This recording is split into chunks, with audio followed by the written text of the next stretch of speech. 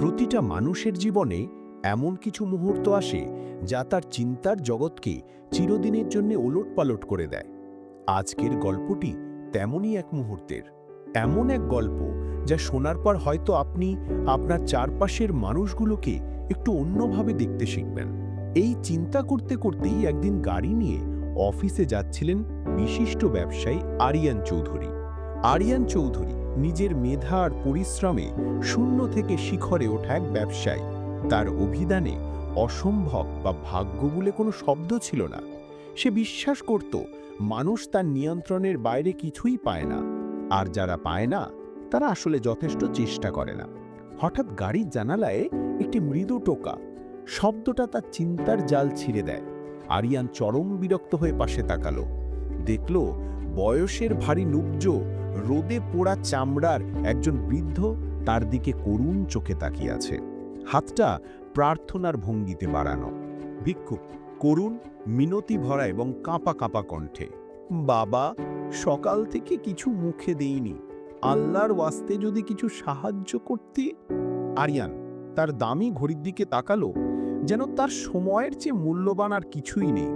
বিরক্তি আর তাচ্ছিল্যের চূড়ান্ত সীমায় পৌঁছে প্রায় না তাকিয়েই বলল, কেন, হাত পা তো সব ঠিকই আছে, লজ্জা করে না এভাবে চাইতে?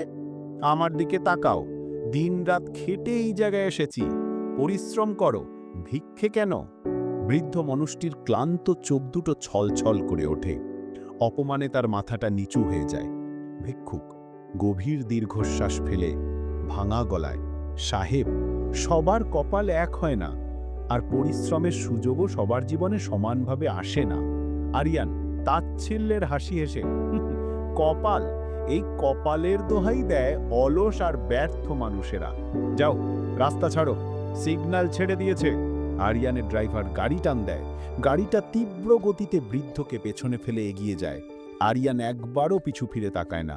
বৃদ্ধ মানুষটি শুধু রাস্তার এক কোণে দাঁড়িয়ে একটা দীর্ঘশ্বাস ফেলে এবং ছলছল চোখে আকাশের দিকে তাকায়। তার মুখ থেকে কোনো অভিশাপ বের হলো না, শুধু দুটো চোখ আকাশের দিকে তুলে নীরবে কিছু একটা নিবেদন করলেন। সেদিন সন্ধ্যায় প্রকৃতি যেন আরিয়ানের অহংকারকে চূর্ণ করতেই নেমেছিল। কিছু বুঝে ওঠার আগেই তীব্র আলো, ধাতব বস্তু সংঘর্ষের কর্কশ শব্দ আর আরিয়ানের শেষ আর্তনাদ সবকিছু একাকার হয়ে গিয়েছিল। যখন চোখ খুলল, আরিয়ান নিজেকে আবিষ্কার করল এক অচেনা জগতে। ডাক্তার যখন এসে শান্ত কিন্তু ভারী গলায় জানালো দুর্ঘটনায় তার শিরদাঁড়ায় মারাত্মক চোট লেগেছে এবং তার দুটো পা আর কখনো স্বাভাবিকভাবে কাজ করবে না, বাকি জীবনটা তাকে হুইল চেয়ারেই কাটাতে হবে, আরিয়ানের কানে যেন সীসা ঢেলে দেওয়া হলো। তার পৃথিবীটা এক মুহূর্তে থেমে গেল। যে মানুষটা একদিন সময়ের সাথে দৌড়াতো, আজ তার সময় কাটে ঘরের চার দেওয়ালের দিকে তাকিয়ে। ব্যবসার সাম্রাজ্য ধীরে ধীরে ধসে পড়তে লাগলো। যে বন্ধুরা তার সাফল্যে পাশে থাকত, তারা ব্যস্ততার অজুহাতে দূরে সরে গেল। এমনকি তার স্ত্রীও একদিন তার ব্যাগ ঘোচাতে ঘোচাতে বলল, দেখো আরিয়ান, আমি বাস্তববাদী, এভাবে একটা পঙ্গু মানুষের সাথে সারা জীবন কাটানোর জন্য আমি তৈরি নই, আমাকে আমার জীবনটা দেখতে হবে। এক সময়ের আত্মবিশ্বাসী আরিয়ান চৌধুরী আজ সম্পূর্ণ একা। তার অর্থ, প্রতিপত্তি, অহংকার সবকিছুই যেন তার অচল পা দুটোর মতোই শক্তিহীন হয়ে পড়েছিল। সে প্রথমবার বুঝতে পারল জীবন কতটা অনিশ্চিত আর মানুষের নিয়ন্ত্রণ কতটা সীমিত। একদিন সেই ম্যান ফ্লাইওভারের নিচে হুইল চেয়ার নিয়ে বসেছিল সর্বশান্ত আরিয়ান। হঠাৎ তার দিকে এগিয়ে এলো একজন বৃদ্ধ, যার কথা হয়তো এই মুহূর্তে অনেকেরই মনে পড়ে গেল। সেই যে একদিন ভিক্ষুকটিকে তাচ্ছিল্য করেছিল আরিয়ান। বৃদ্ধ ভিক্ষুকটি আরিয়ানকে দেখতে পেয়ে তার দিকে এগিয়ে আসে। তার চোখে কোনো ঘৃণা নেই, আছে শুধু একরাশ সহানুভূতি। আরিয়ান নিজেকে সামলে নিয়ে কাঁপা কাঁপা গলায়, অপরাধ বোধে জর্জরিত হয়ে, চাচা, আমাকে চিনতে পারছেন? আমি আমি সেদিন। কথা শেষ করতে পারে না আরিয়ান, তার গলা ধরে আসে। আরিয়ান কান্না ভেজা চোখে, আমি আমি আমার ভুলের জন্য অনুতপ্ত।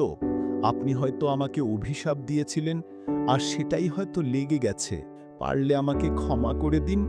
বৃদ্ধ মানুষটির চোখে জল চলে আসে। তিনি আরিয়ানের মাথায় হাত রাখেন।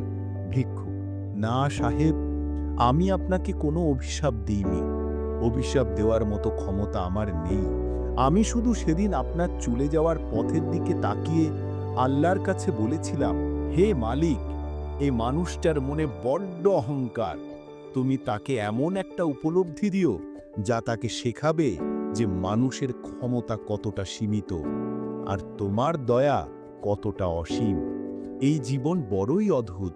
কখন কার ভাগ্য কোন দিকে মোড় নেয় তা কেউ বলতে পারে না। আমরা কি কখনো ভেবে দেখেছি আমাদের একটা ছোট কথা, একটা তাচ্ছিল্যের চাহনি অন্যের বুকে কতটা গভীর ক্ষত তৈরি করতে পারে? অন্যের পরিস্থিতিকে না জেনে তাকে বিচার করার বা অপমান করার অধিকার আমাদের কাউরই নেই। কাউকে ছোট করার আগে একবার ভাবুন, জীবনের নিয়ন্ত্রক আপনি নন। কারণ ভাগ্য বদলাতে এক মুহূর্ত লাগে না, কিন্তু সেই ভুলের অনুশোচনা করতে একটা জীবনও হয়তো কম পড়ে যায়।